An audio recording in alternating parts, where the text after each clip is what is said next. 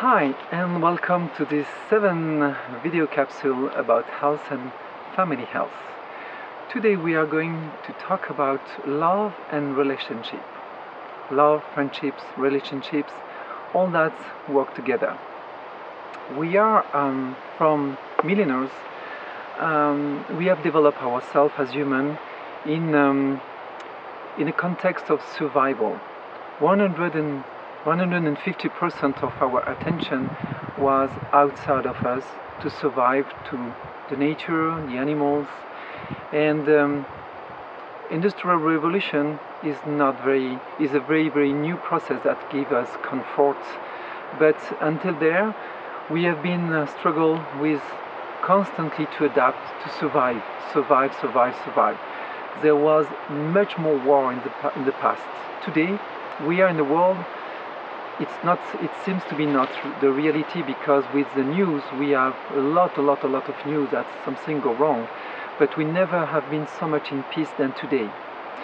So it's really today that we have the chance to reverse this instinctual nature to develop our human nature. And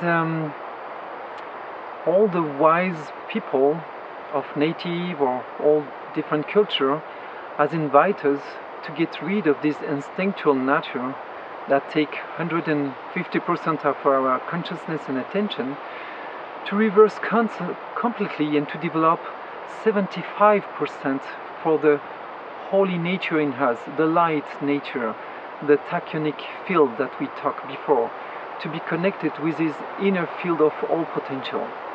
75%, when 150 was completely designed for survivals. Whoa, we have a problem. It means we have to compress this 150 in 25%? Are we ready for that? This is what we call a quantum leap. And when the idea is not to succeed to this amount of change, but at least to start the path toward that. When Gandhi, again, is so renowned that it's so simple to take a wise man like him to understand this path. When you say you want the peace in the world, work on yourself, clean yourself, enlighten yourself, make you better, and the world is going to change. To know, we understand with many laws, we connect the law of the butterfly, that the vibration you emanate have an impact on the whole environment around you. Epigenetics explain that. Anybody who are carrying with them a kind of peace and harmony change the field of a room, of a crowd. So it's become true more than ever that the change is not outside, it's inside us. And in relationships it's very important.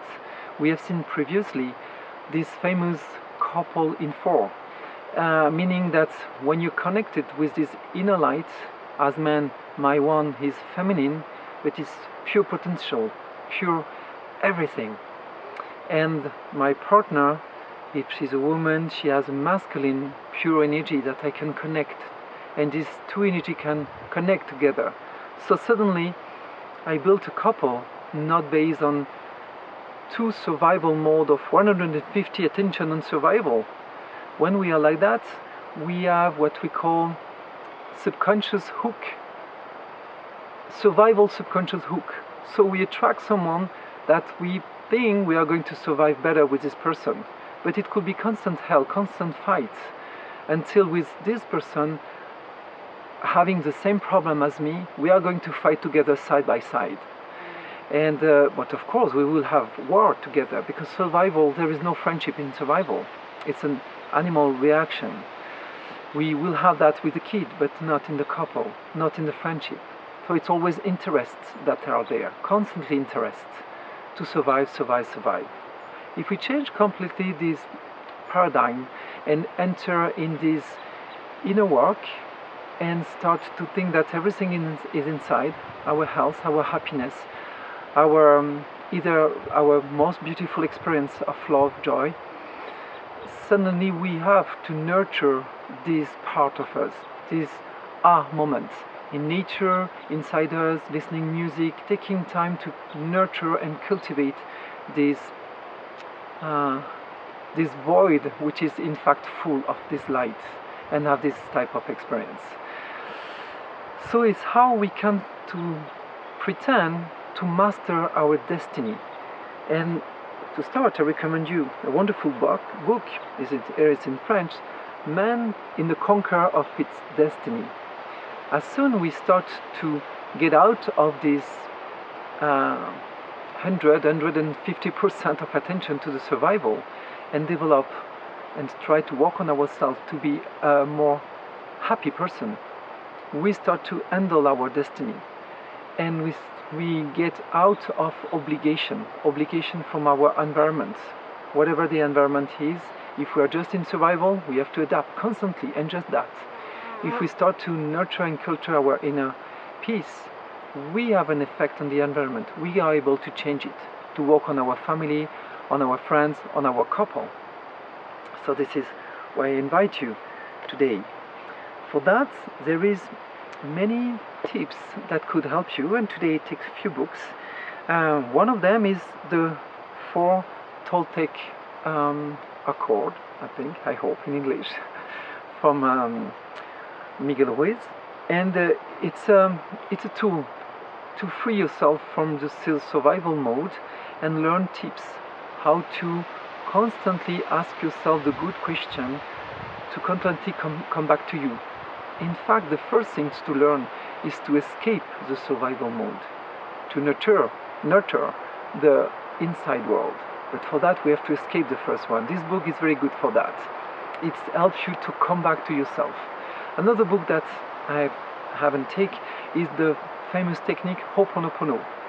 Is to feel responsible of everything around you. 100% what's happened, talk about me. I'm the universe is talking to me. If something happened around me, it's talking to me. So let's go with a book of a very dear friend, Jean-Philippe Brevion, called Evidence. And it's a book that helps you to read more deeper again, that everything which is around you is talking about you, and you start to feel not victim of the environment, but a creator in it. And you can find resource just in yourself, with this light, with this inner peace, to start to create, to modulate your environment without forcing it, without manipulating, just by spreading more happiness, more joy, more quality, something more nurturing for our environment. And of course the environment is going to answer. And this is a principle to have an harmonious relationship with couples.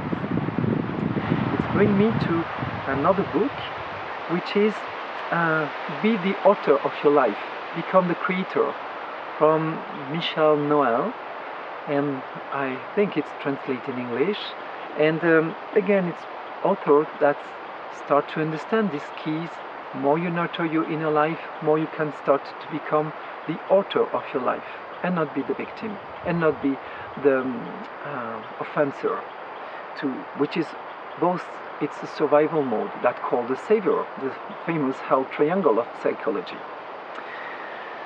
My other dear friend, Bruce Lipton, talk about the new cell biology, and it's more about epigenetics, but it's to dig again on that.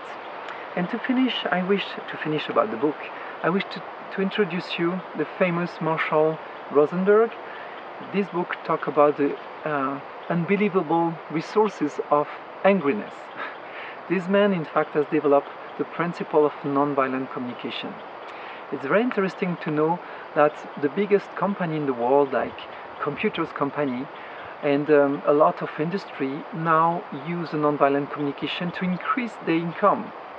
But in the other hand, the Dalai Lama has introduced the nonviolent communication of Mr. Rosenberg in the monastery to avoid that monks have problem in their relationship. Nonviolent communication is very simple. Instead to be in the survival mode and constantly attack or defend yourself, you start to talk about yourself, how you feel. Something happened around you, you inform your environment, your husband, your wife, your friends, that these things that's happening around you make you feel good. That's nice, but it's important to say. So the other have a landmark to feel good, to feel great, to feel happy, to have pleasure, or that you feel bad, that you feel used, that you feel abused, that you feel irrespected, that you feel denied, that you feel hurt, that you feel mixed up. And when you can express that you feel like that and you don't understand exactly why, and you ask help to the environment around you, your husband, your wife, your friends, I don't understand what's going on in our relationship, in what we are experiencing right now, but this is how I felt. Could you help me? I don't know if it's come from me, from you, from something else. Could you help me? This attitude of exposing yourself is based on humility. You expose yourself as someone who experiences a difficult situation and asks for help. So you put your little hands in the highest hands of people around you. You trigger the highest nature on the other, this luminous nature in the other. And suddenly, because you trigger this not survival mode on your partner, on your friends, suddenly they listen to you. They say, oh, something wrong, and my help is asked. It's not to save, it's not to fight, it's not to be reproached, it's not to be complimented, it's not a trade or the seduction. It's really, oh, this person exposed her to me and ask help. So nonviolent communication is amazing. We are all dreaming of a world without violence, and we can have access to it now. First, we never have been in a world with so low level of war, world war, national war. Of course, there is violence everywhere. There is 75% of women are still in slavery. 75, but 17% of women are beaten in the state to go to the hospital. There is violence. It seems that there is less than in the past. Children are less abused than in the past. But according to United Nations, 66% in developed countries of children are still molested, sexually abused in more or less deep level. So it means that in the past it was much more. It could be because very degenerative society abuse all children. But there is hope. There is more and more peace in our world. Either if the world gets crazy, either if the merchants rule this world, but we have to use this time of non-war to start to do what Gandhi proposed to us, work on ourselves, start to develop a non-violent communication with the other, expose ourselves, trigger in the other the highest nature, be connected silently to the other on this inner couple, on this feminine or masculine part on the other, which is pure light, which is pure energy, which is pure potential of love, happiness, help, but help not to save, help to share, help to make our relationship better, more rich, like a kitchen help. Bring your fruits, I bring my flavors. And so this is an invitation today to dig on this avenue of the nonviolent communication. And to end this capsule, I wish to invite you to make the experience at work, at home, with your parents, with your partner in life, with your friends, to talk about your feelings gently, softly. You could be very shy when you do that. You can start to just make a statement of how you feel in the situation. When people have intercourse, if it's not nice, women dare to do that, and it's a very exposed moment. But they know that if they don't do that, it will never change. Imagine this level of intimaity, without the sexuality of course, but in the normal relationship. Expose how you feel and how you show to the person that you pay attention to your inner state. So you trigger by being connected to your inner state, the inner state of the other. And you trigger that you pay attention to your life and not just the survival. In the survival, until we are not bitten, eaten, and half dead, we are fine. But how fine? How fine are you? As soon as you talk about your inner life, you trigger the level of life. and no longer the survival. So you get out in the relationship of the fight, flight, or freeze. You get out of domination and dominant and dominator and dominant and savior. So you quit this triangle to trigger another triangle, a triangle of confidence to create you, the other, and the meeting, the sharing. And we enter in this key that we have talked before. As soon we are able to create a line, a meeting point, a midline in between each other, a place of interconnection, of listening and expression. We can at that time receive the deep love of someone and express our deep love.